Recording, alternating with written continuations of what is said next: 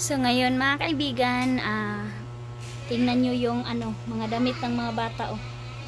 Para nang binagyo mga kaibigan, kaya yung mga nilabhan ko, ayan, tutupiin ko na siya.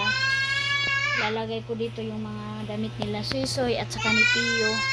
So na ako mga kaibigan, nagbili na ako ng bagong lanot. Yung para pang dito sa loob ng bahay, kasi yung lanot ni Ate Hak matagal na yun mga kaibigan, kaya medyo sira na, hindi na masyado makakuha ng mga alikabok dito sa loob ng bahay yung walis niya, kaya nagbili ako kanina. So magtupi ako ngayon bago ako tulog mga kaibigan. So ayan na mga kaibigan, finish ko na natupi, dahil kung nandito din yun si Ate Maninay mga kaibigan, siya din yung tagapagtupi pag mayroong mga labahan si Ate Hak noon. Nung nandito siya mga kaibigan, mahilig kasi din yun si Ate Maninay magtupi, kaya kasi ako ang nandito, kaya ayan, tupiin natin yung mga uranay ng mga kids. Tapos na ako. Hi mga kaibigan, happy yan. So yan mga kaibigan, in this evening nagsimula na naman si Dudong Totot mga kaibigan sa nagbili ng ulam. Napaka-social na ulam mga kaibigan. So tingnan nyo yung lunch na ulam namin ngayon na gabi oh. Tapos na kumain yung mga bata, Suisoy, si King, sinubuan ko na yan. So kain tayo, lechon manok. Thank you so much sa niya mga kaibigan, abot niya sa kanyang work. So yan mga kaibigan, in this evening naging manghihilot ako ngayon na evening mga kaibigan, kasi Suisoy mga kaibigan, balik-balik yung lagnat niya 2 days, pero hindi ako nawala ng pag-asa mga kaibigan. Pinainom ko siya ng Calpol, and then ngayon pangalawang day niya. So okay na siya mga kaibigan, kasi minasage ko yung katawan. Grabe mga kaibigan yung panuhot, nagkapanuhot mga kaibigan, siguro sa nabinat siya sa kanyang laro, and then tapos mayroon paguro siyang singot, kasi yan siya mga kaibigan, pag sinasabi niya na maligo siya or maghimasa siya mga kaibigan, punta talaga yan kahit basa pa sa singot. Kaya ayun, nagkapanuhot guro, and then UTI kasi mahilig na siya kumain ng junk foods, marunong na siya maghingi ng pera. So ngayon mga kaibigan, okay na siya, kasi paghilot ko, grabe ang mga tubig lumabas sa katawan niya, and then yung dito niya mga kaibigan, kabila-kabila, pag ginaganyan ko, ganun talaga mga kaibigan, ang daming panuhot. So okay na siya, and binilhan din siya ni Dudong Totot ng Biogesic, kasi matatalab talaga din sa kanya ang Biogesic. So ngayon okay na siya. So nag-alala naman si Maninay ninyo mga kaibigan, gusto niya ipa-check up. So sabi ko, okay lang ate, okay na si Suisoy, wag ka na mag-alala, ingat ka dyan. So sobra talaga yan sa Ate Maninay mga kaibigan sa amin, basta mga ganyan-ganyan gusto niya agad-agad, kasi nga na na siya, na trauma na siya sa ni Ate Hak, sa ganap ni Ate Hak mga kaibigan. So charge muna ako. So good evening mga kaibigan. Wow, ang daming ulan for today's video mga kaibigan. Bili ni Dudong Totot sa niya, sa kanyang sahod niya sa kanyang work. Thank you Dudong Totot. And dahil nakabili ako mga kaibigan ng gamot ni Suisoy, ayan na Suisoy, sobrang happy kasi meron siyang fried chicken. Binilhan ko na yan siya ng Kutray, paracetamol, Biogesic, at saka vitamins na Silin, at saka Nutrilin mga kaibigan, para sa vitamins nilang 3 o 4. Then good morning mga kaibigan. Ayan yung dalawa spoiled ni Tito Junjun yan, kasi siya, gusto niya labas-labas mga kaibigan. So ayan, maaga ako nagsampay ng mga nilabhan ko na mga ukay-ukay namin. Ayan yung mga nilabhan ko. Gusto niya magsama kay Uncle Aser para matuyo lahat mga kaibigan, yung para matuyo lahat yung dadalhin namin ng mga damit, at saka yung kay Dudong Totot para matupi ko na. So ayan na, yes, sana mainit na talaga, kasi kahapon Sabado walang init mga kaibigan. So ngayon, happy Sunday, hindi na naman kami nakasimba Lord. Hindi na naman kami nakasimba mga kaibigan dahil nandito kami sa Bayugan. Dito kami sa Bayugan mga kaibigan. Ayan. So, this is the last night namin dito maya. So, uwi na kami mga kaibigan. So, kailangan ko na mayroon akong wasingin, magwasing ako lahat. Tanggalan ni mo sa nina lang dito halay sa gawas. Para makaano ako. Mawasingan ko lahat yung nagamit namin na beadings. Ay, ang short na hubo na oh. Yan, naglangi na.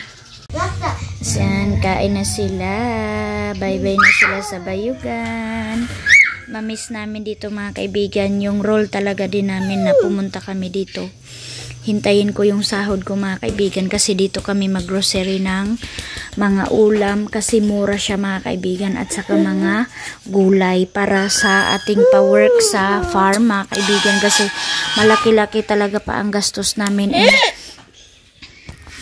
Tapos, dahil lang dito na kami mga kaibigan, lang sana yung pag-attend lang sana namin ng ni Soy graduation. Pero sabi ko kay Dudong Junjun, nakapagsahod ko, tas uwi na kami sa Tikgon. Double ride na naman kami mga kaibigan. Tapos sa sahod ko, balik kami sa La Paz. So, double na ang gasolina. Para makatipid kami, dito na lang muna kami nag-stay. So, thank you Dudong Tukot sa pagtanggap mo sa amin dito. And sa pa-welcome, thank you sa suporta. And Ate Maninay, nagwalis-walis na. Basta morning na mga kaibigan, grabe na ang alikabok.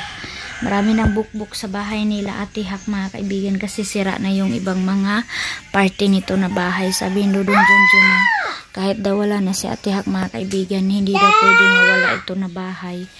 Or sa Ate Maninay lang din ang mag-decision kung ano. Pero ito na bahay talaga mga kaibigan, sabi ni Ate Maninay kay Ate Hakto. Kay Ate Hakto na pangalan na bahay mga kaibigan.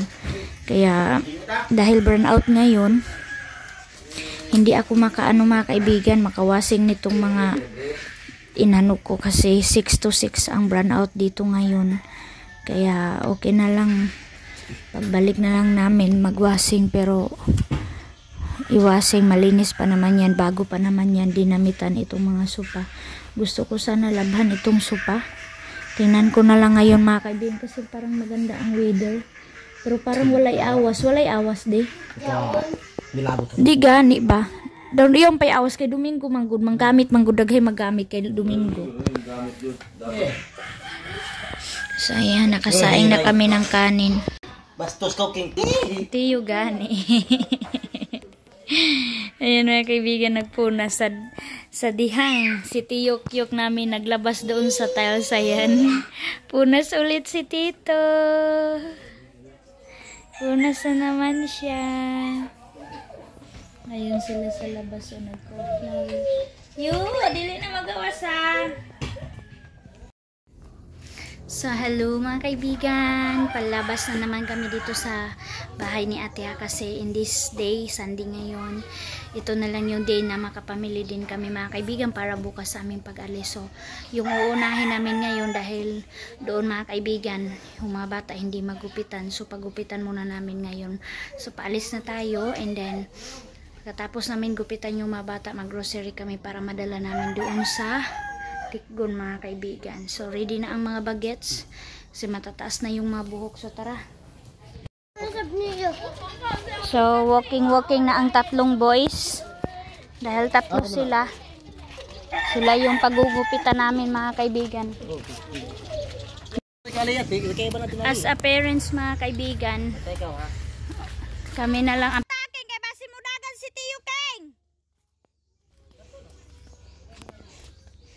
what's up? King! Ay, lagi ba kaya din mo mapugungan mo ito karsada? Dirira.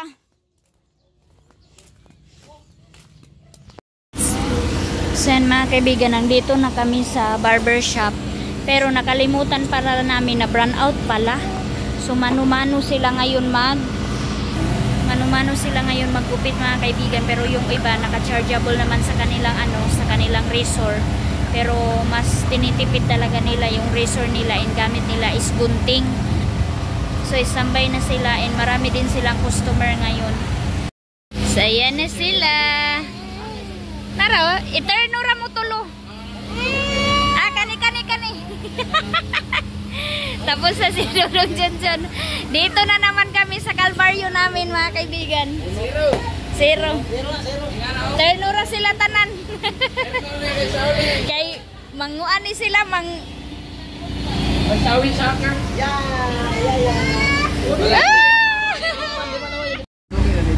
Saya na mga kaibigan, oh. Himala mga kaibigan, hindi siya umiyak. Saya na sila tatlo, sabi ni Aileen. Tawang-tawa si Aileen kasi mga upaw na daw sila. Yan, si Pao. Saya na mga kaibigan, nakauwi na kami. Grabe, gupit lang mga kaibigan. 4 sila na lalaki. Tag 60 pesos yung per isa. Tapos pamasahin namin. Ang bilis ng pera mga kaibigan. Ngayon morning pa lang naka 400 na yung gastos natin. Grabe talaga ang pera, ang bilis. Napakabilis. Yan, back and forth kami kasi baka mag-ulan. Wala pa naman si Dudong Tutot nag-duty yun.